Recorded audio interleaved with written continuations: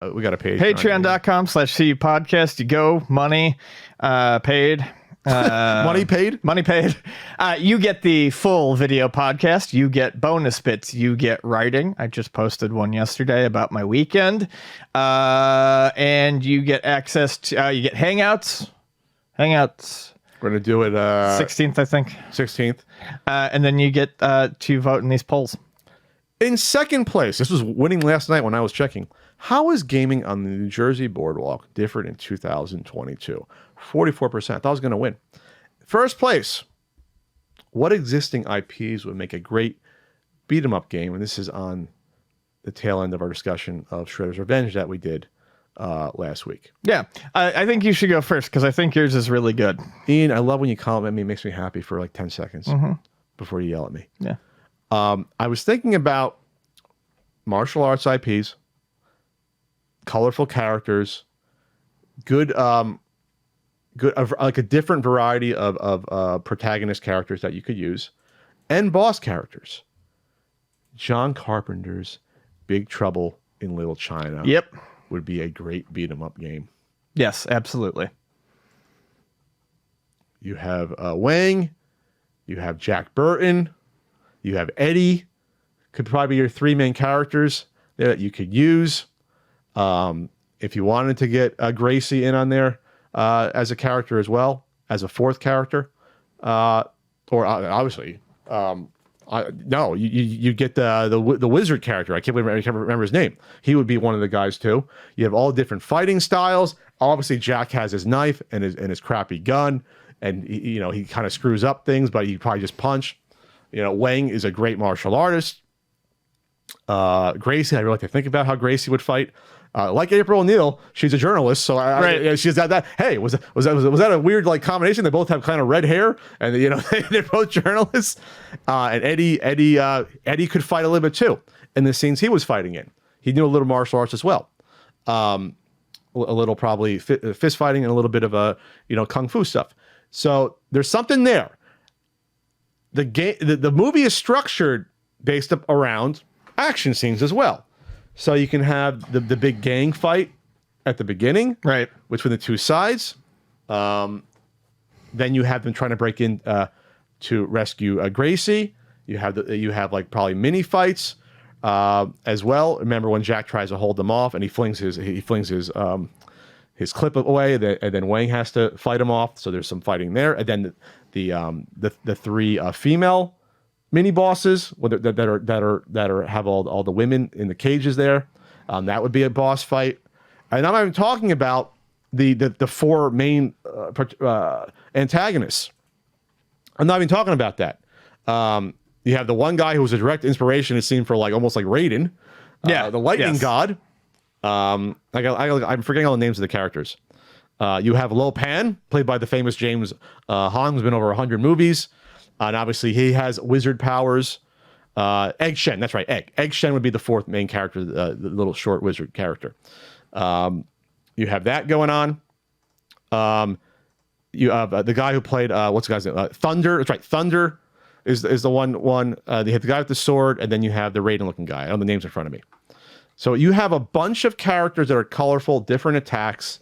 You could have at least 5 bosses. I'm not even counting that weird beast creature in the movie. That's a boss character. Oh yeah. You have about 5 boss characters right there that you could, without even getting in some of the other guys that show up that are like, famous martial art actors. The one guy with the mustache and the long hair that was in like a lot of those movies. He was in Die Hard. He was in Lethal Weapon. You're probably not talking about what I see him. He was like a character Asian actor and that stuff. It was Thunder, Lightning, and Rain. Those are the 3 you want to say god characters there. Yeah, I think it'd be great. I think it'd be fantastic, and I think there was only a Commodore 64 game that came out that I'm almost afraid of looking up how that even looks like, but I will look that up. Let's check that out, because there was a Highlander game as well. It was garbage, and it seemed like a lot of those. There was an Aliens movie that came out, I believe, on one of the. I think it was Commodore 64. It came out in Europe. I think you have it. Yeah. If I look this up, I will probably throw up. I believe it was computer game. Apparently there was a board game too. Really? Yeah, and it looks like it's expensive now. Commodore 64 long play, Big Trouble Little China from Obscura Prima, a 10-minute long play. And it looks like the three characters are, you walk across, it looks like Jack, Wang, and I can't tell who the third person is. They're on a cloud. And you walk around here. What do you do? Ninjas come out, you kick, and you jump kick. Oh, yeah, this looks real bad. They all are bad. Yeah. All those Commodore and whatever Amstrad games, they're bad. There. It looks there's three characters, you swap them in and out. I'm guessing the third character is supposed to be Egg Shen. If you see the guy in the cloud, yeah. So it's Egg Shen. I think it's Jack Burton, and I think it's Wang. I think those are the three characters there. And plus, Big Trouble in China is very lighthearted. You know, there's violence going on. It's kind of a lighthearted feel, so it would work. Yeah. All right, what about you, Ian? What's a good one? You know, I had a harder time thinking of one than I expected to, and the problem is I think, unlike, you know, you with the Big Trouble in Little China one, it's sometimes easy to think of stuff that would fit the theme of a beat 'em up, but then you've got to think of your specific boss encounters. Yeah. And that's important. So setting wise and character wise, people can tell that maybe I've been thinking about something a lot lately, but I haven't watched it. A-Team. An A-Team beat 'em up should have been made in the 80s. I mean, that's all the fucking show is cheap, shitty action They scenes. had weapons that never hit anyone. They used machine guns. Yeah, it could be a POW type beat 'em up. I mean, you know, I don't see there necessarily being a problem with the machine guns. I think it would fit into like the POW. Four different characters. You got your four. You've got your Mad Dog Murdoch, your Faceman, your Hannibal, and your B.A. Baracus. And they would fight differently, probably. They would all fight differently. The problem is I would have to go back to the show if I really wanted to think about. Was there any recurring villains on that show? I don't recall there being. Was there any even arcs? Was there any two-parters that happened? I'm pretty sure there were some arcs. I'm pretty sure, but I could be wrong. Well, I guess the boss would be the guy who was the military commander tracking him down. Was there a recurring character? Yeah, that was a recurring character. Was there anyone besides that? That I don't know. Let me see if there is. Yeah, look that up there. Because you got your four. You have to have four characters to fight with at least. I have at least maybe five if you include Gracie Lawson. Right there. You have to have probably 4 or 5 boss characters that are there. Because the enemies almost don't count. The random enemies just be whatever. A gang of car thieves. You know, whatever. It would be really easy to look at some of the best episodes and theme levels around them. A-Team villains. I'm gonna look this up. Yeah. I got another one I just thought of as you were saying that would work. That would be a Golden Axe game I'll get to in a second. I didn't think of it till now. I don't know why I didn't think of it. Well, Golden Axe, hack and slash, beat 'em up. It's, you know, similar. Agent Lynch, Vance Burris was the main antagonist in the 2010 film adaptation. He was a CIA agent. Oh, was that not in the original one? Yeah, the additional 18 members, recurring antagonists. Ian, you didn't see this on the page? William Lucking as the U.S. Army Military Police Colonel Francis Lynch. That was only 1 year, though. Then you had another captain. That's still a boss.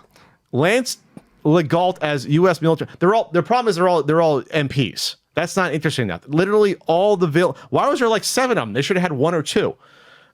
Military MP, military captain, MP, colonel, captain, general.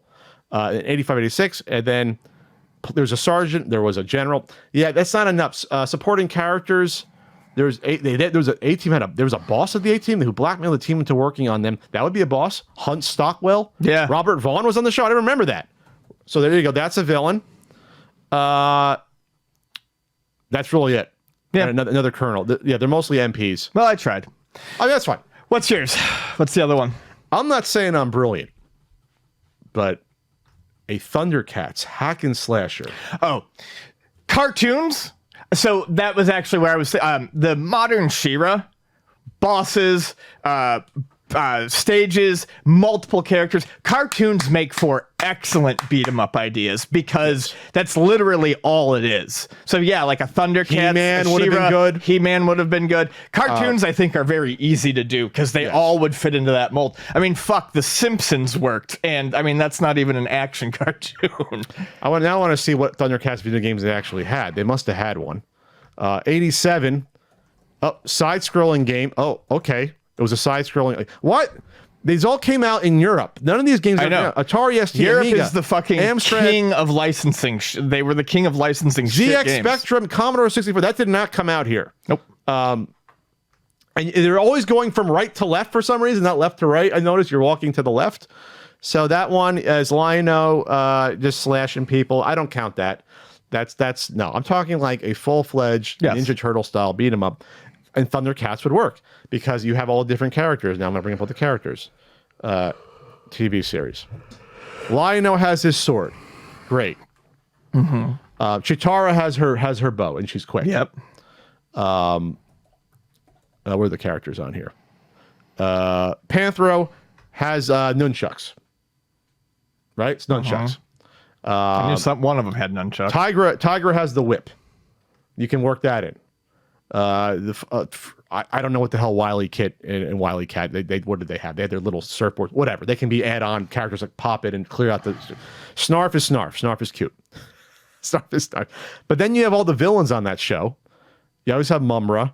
You obviously have I don't know the names of them. Don't forgive me. You have the lizard guy. You have the monkey-looking guy. You have the guy that's a walrus.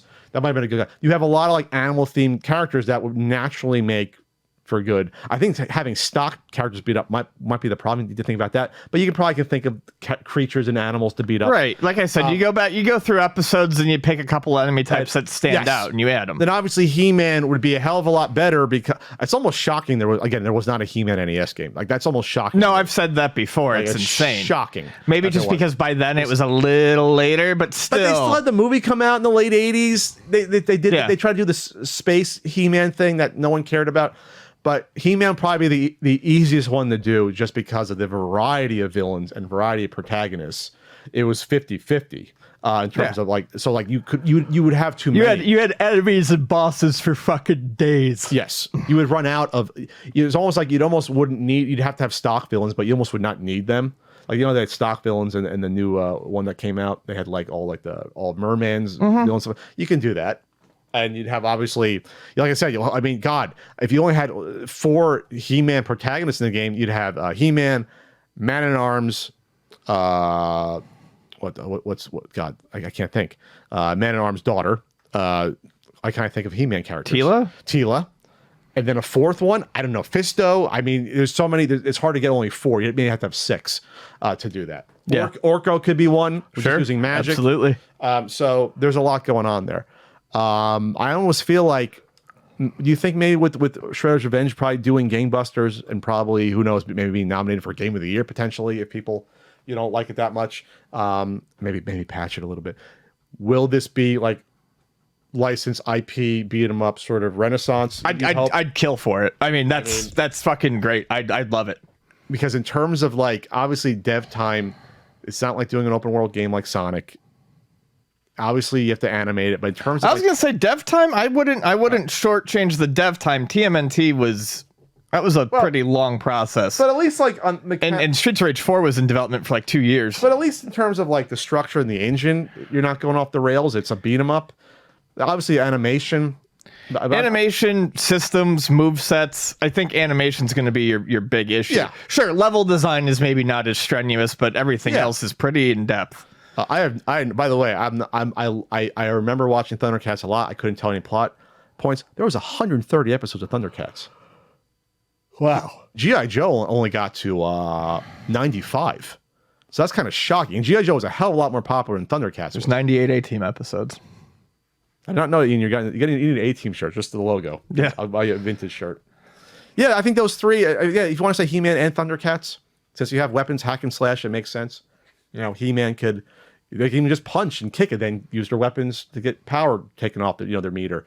Remember when special moves took energy off your meter, so you had to use them sparingly? Yes, and people backed me up. The jump attack in Turtles takes life. In the original? Yes. They backed me up in the comment section. It does. I misremember that. The regular jump and slash. Yeah, the one, not the jump kick, but the one where you have to do it 2 times. You have to ba-dum. Yeah, Ba-dum? that takes life. That's what they were saying. I wonder why, because it didn't hit everything around you. Just hit stuff in front of you. I don't know. But I seem to remember that, at least in the NES game, but people did jump into the comment section and say that they were pretty sure that it did. All right. I could not. I don't remember I could not verify it, but I mean, I gotta download it. I guess I'm gonna have to. I mean, check. if I need an excuse to play Arcade Ninja Turtles, I guess I do. The reason I didn't think Always a good time to play the Arcade Ninja Turtles. I was more sure about it on Turtles in Time doing that. Yeah, it definitely does in Turtles in Time. Because that was because those were more the special moves in Manhattan Project take your life away too. Yeah. Okay. If I'm wrong, I'm wrong. I thought it was just more of a standard jumping attack because it didn't because it would take out enemies, but I don't remember it like being invulnerable when you did that. That's why. No, it was just stronger and definitely useful for some of those other enemies. And like I said, I could be wrong, but it definitely doesn't seem like there's a clear answer there. We're gonna have to check it by playing. Okay. it. I'm allowed to be wrong on Ninja Turtles.